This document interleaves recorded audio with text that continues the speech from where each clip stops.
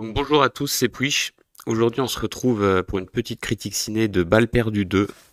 Alors, un film français, hein, la suite de Balles perdues qui était sorti en 2020, un film de Guillaume Pierret.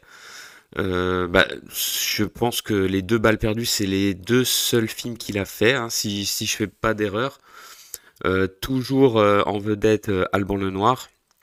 En fait, c'est la même équipe, hein, c'est tout pareil. Donc c'est la suite directe du premier film.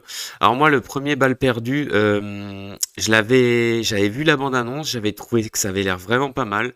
Quand je l'ai regardé, je dois vous avouer que j'avais été globalement assez déçu par le film.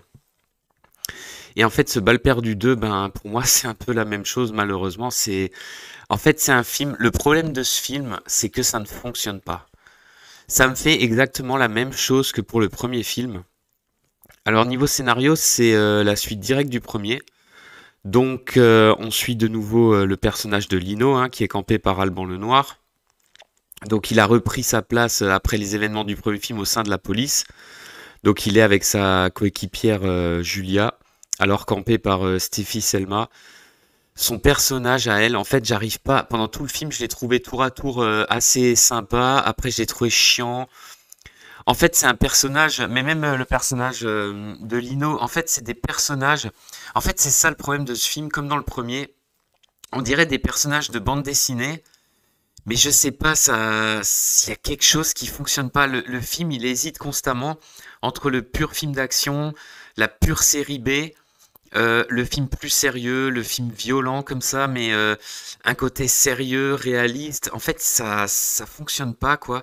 Et je trouve que le personnage de Julia, c'est vraiment le personnage qui représente ça. Mais même Lino, hein, en fait, les deux personnages, ils représentent vraiment tout ce qui marche pas dans le film. Moi, je trouve ils en font 10 fois trop. Ça va pas du tout. Donc, il retrouve sa place au sein de la brigade des stupes. Et en fait, il va se rendre compte que on lui a en quelque sorte menti parce que les méchants du 1, les flics ripoux du 1, en fait, on en a un qui est en fait, qui est gardé par la police dans un coin parce que il témoigne. En fait, il travaillait pour quelqu'un. Il y a quelqu'un encore au-dessus dans la hiérarchie. En fait, c'était pas des loups solitaires. Ils étaient pas à leur compte. Et en fait, il se trouve que ce gars-là, donc on sait pas qui c'est, hein, il va envoyer ses sbires, d'autres policiers, hein, pour éliminer tous ces témoins. Et notre héros va se retrouver de nouveau en espèce de renégat. Il va kidnapper Marco, donc toujours campé par Sébastien Lalanne, hein. Voilà, il va se faire aider par un policier espagnol, par la police espagnole. Bon, il y aura tout un tas Bah, disons que le film, globalement, il dure 1h40. C'est exactement comme le premier. Il y a pas mal d'actions, mine de rien. Il y aura pas mal de courses-poursuites. Il y aura aussi des bastons mano à mano. Il y aura des petites fusillades assez timides. D'ailleurs, je trouve que globalement, c'est exactement comme le premier film. Ce qui manque dans ce film, c'est des vraies fusillades. Les films de policiers, moi je sais pas, hein, les films policiers comme ça d'action, ce qu'on veut voir, bah effectivement, c'est des courses poursuites. Donc là, le film, il y en a, mais c'est également des fusillades. Moi, je trouve ça manque. Après, c'est comme le premier, hein, finalement, le meilleur moment du premier, c'était quand il customise sa bagnole et qu'il dégomme les voitures sur la voie rapide, là, sur l'autoroute. Ça durait à peu près 1 minute dans le film. C'est méchant, hein, mais c'était le meilleur moment du film. Bah là, dans le 2, bah voilà, c'est le meilleur moment du film, c'est quand il reprend sa voiture customisée et puis qu'il éclate les voitures des méchants. Donc là, ça dure à peu près 2 minutes ce coup-ci. Ça dure un peu plus longtemps. Les cascades sont excellentes. Mais c'est ça qui est con. Parce que dans les courses-poursuites, les cascades sont vraiment bien, sont vraiment bien. On sent que ça a été fait en dur, quoi. Les caisses se défoncent.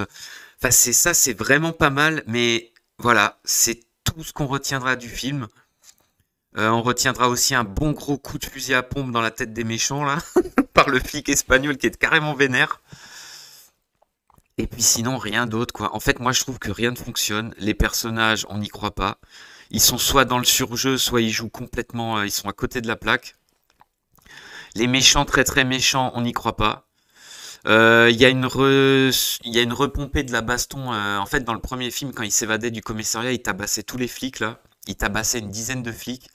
Et en fait, déjà dans le premier film, on n'y croyait pas du tout à cette scène.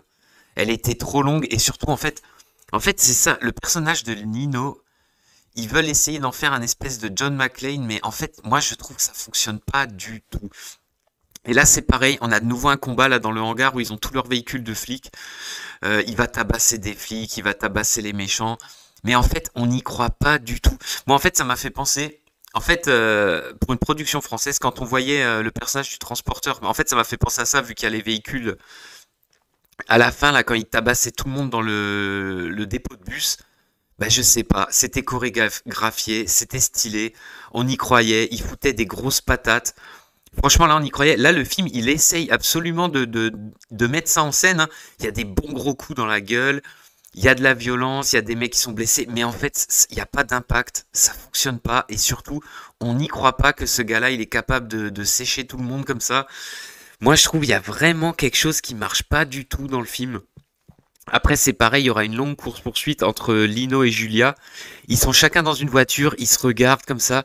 Et en fait, au bout d'un moment, on se dit, mais putain, mais qu'est-ce qu'ils font, quoi? Ils se regardent, ils roulent comme ça, l'un à côté de l'autre. J'ai trouvé ça nul à chier. Ça m'a rappelé les pires moments de Mission Impossible 2. Quand il y a Tom Cruise et la meuf, là, qui font les couillons en voiture, c'était nul à chier. Ça me fait penser à la même chose.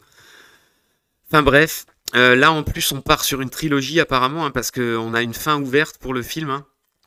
Euh, c'est pas nul, mais je trouve qu'on s'ennuie poliment. C'est franchement pas terrible. Alors c'est quand même mieux qu'Overdose, hein. Il y a quand même plus une envie de faire du cinéma d'action que c'est quand même mieux qu'Overdose, hein, parce que Overdose, bah Overdose quoi. Il porte bien son nom. Mais c'est vraiment bof. C'est à l'image du premier. C'est un peu mieux que le premier, mais sans plus. C'est pas le film qu'on va regarder 1000 fois. C'est vraiment dommage. Pour moi, un film très très moyen. Franchement, c'est bof. Encore une tentative ratée du cinéma français, hein. Même si là, c'est une vraie tentative, c'est ça qui est dommage. Mais le problème, c'est encore une fois, hein, on ne croit en rien dans ce film. Il n'y a rien qui va. Moi, je trouve il y a rien qui fait réel, il y a rien qui nous fait nous intéresser au personnage. Voilà, beaucoup de grimaces et beaucoup de violence pour pas grand-chose. Je vous dis à plus pour de prochaines critiques.